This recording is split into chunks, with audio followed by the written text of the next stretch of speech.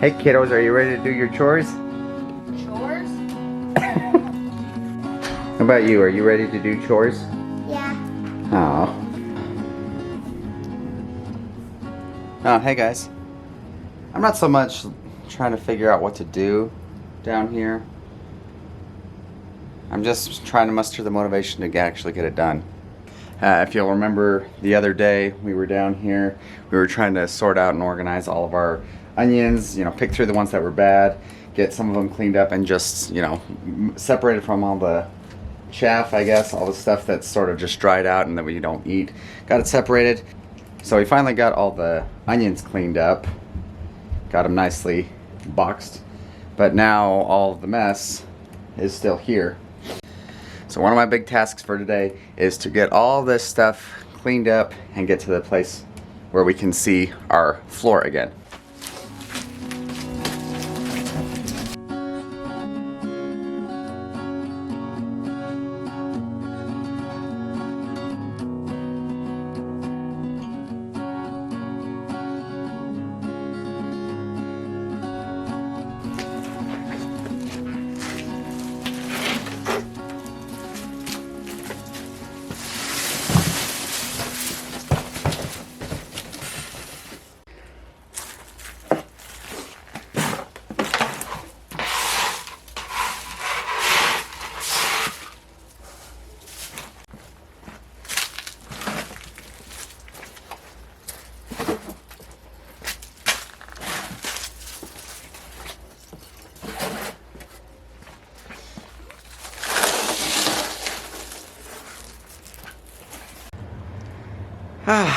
And that's one corner all cleaned up. Oh man, doesn't it look so much nicer? Got the cardboard picked up, got the stuff, all that dry stuff swept off, and oh man, it's a load off just seeing that all so clean. Ooh, I'm not going to show you the rest of what I have to clean, but I'm getting a look at it and it's already making me antsy again. But we're getting stuff done, doesn't it? Oh, so good. If you guys have large totes, those things are really good for kind of like trash bins. All this stuff, there's nothing really yucky in it. It's all just a bunch of dry scrap stuff. As you can see, all the skins and stuff from our onions. Nothing really gross in it, so you can feel free to put it in this as just a holding vessel so you can take it out and maybe dump it on your garden. That's what we're gonna do. So I'm gonna get to cleaning that up. Real quick while I've got you here though, I wanna talk to you a little bit about cardboard. You may have seen in some of our other videos how we put all of our dried or sort of like dry vegetables, onions, potatoes, gourds, pumpkins, stuff like that, stuff that can sit on cardboard. We laid them out on flat pieces of cardboard. If you guys are looking into something like food storage, growing your own food and storing it over the course of the winter, cardboard is amazing for just that sort of thing. What we did is just we put flat pieces out on our cement floor, and that makes a nice, good, dry base for your vegetables to lay out on. For the most part, you don't have to worry too much about molding or anything like that, just because, again, that cardboard keeps the vegetables all really nice and dry. It keeps them off of your floor itself, so you don't get all the grossness that may come. As you can see, like some of the tomatoes, the skin is a little bit more flimsy than, say, a potato, and the juice might leak out in some of them and it'll start to grow mold, and that's kind of gross. But again, it's on that cardboard, it's not on your floor, so we can just pull that up, toss that, keep what's good, and our floor is still basically the same as it was underneath. So if you guys have access to cardboard, you could get them at grocery stores. I know people get a lot of like moving boxes you get at liquor stores. Same thing, and it gives you a nice mat that you can lay on your floor, give it a good protection layer, and lay all that stuff out, and it can sit there for a good long while. And when you're done, pull it up. You just have a little minor sweeping is what it looks like I had. Anyway, enough about cardboard. I've got to finish getting this cleaned up and get back upstairs because I have some other chores that I want to get to today.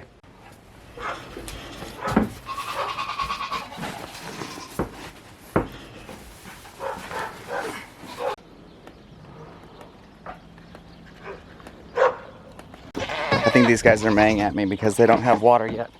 Oh, your water's frozen solid, isn't it? Sorry, guys.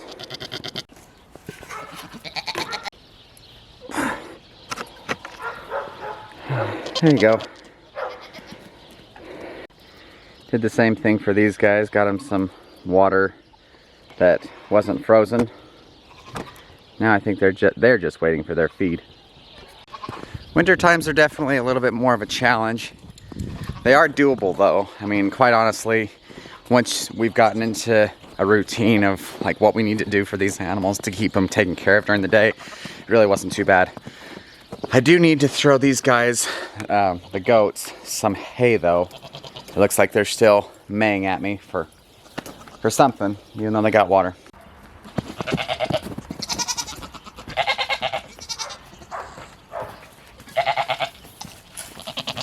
And this is about as complicated as it gets for the hay.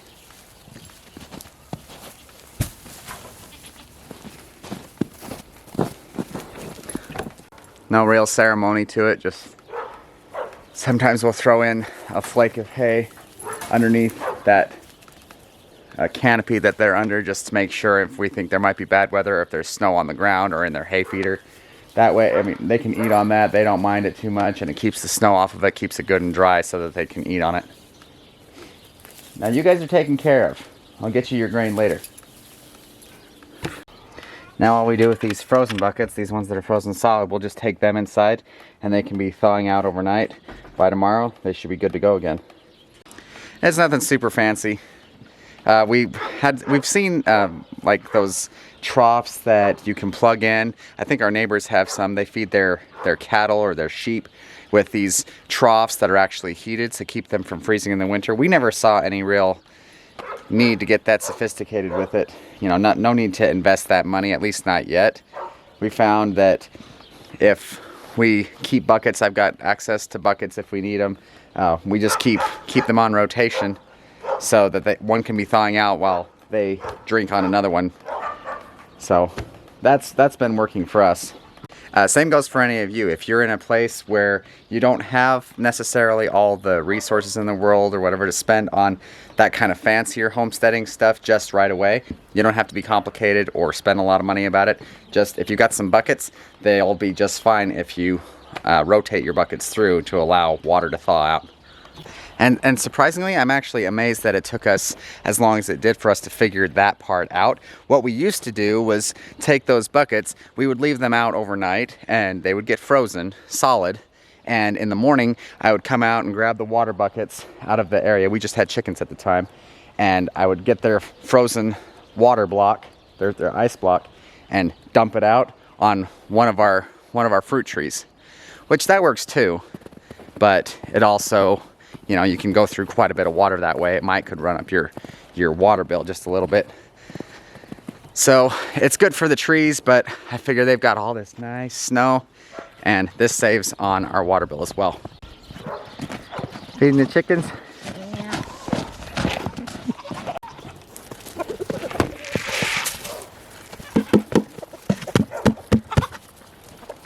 Nice.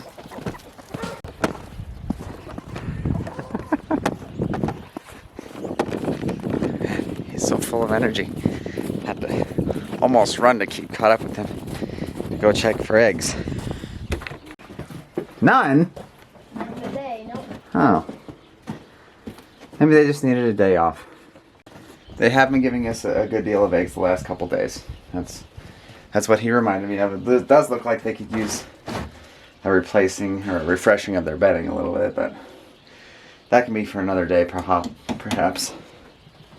So you saw our oldest, what he did was he just dumped the feed out. It was a warmer day today. It was kind of, the snow was already kind of starting to melt out on the ground, so we were able to do that. The chickens have sort of worn a path where they've walked back and forth along the fence, so he was able to just dump the feed right on the ground. But on really snowy days, what I'll do, it's nothing too complicated. What we do is just dump a line of feed right here in their coop. And chickens don't mind. They'll peck right at it no matter where you put it. So that works out really well for them. It makes it easily accessible away from the snow. Keeps them in a sheltered place while they eat. And it's simple. No need to get anything too complicated about it. Have they been getting out? See, look. My word, how's that going to keep any chickens in? That's just right out there. I don't see all that many chicken tracks though. Probably because they haven't getting out since the snow. Yeah. Well guys, that about does it I think for today on the homestead. Thanks for joining us for our daily chores. They're a little bit more complicated during the winter, but hopefully you guys found this video helpful. You were able to learn just a couple quick, simple tips on how to keep your animals fed and watered during the winter time. But I'm sure there's other things that I can find to do in the house. But enough for today's video. Thanks for joining us again. As always, we appreciate having you guys on our channel. If this is your first time here, don't forget to hit the like button down beneath and maybe subscribe to our channel. And we really look forward to seeing you guys. You guys are a big part of what motivates us. So thank you again for tuning in and watching. We hope we see you again in the next video. Take it easy.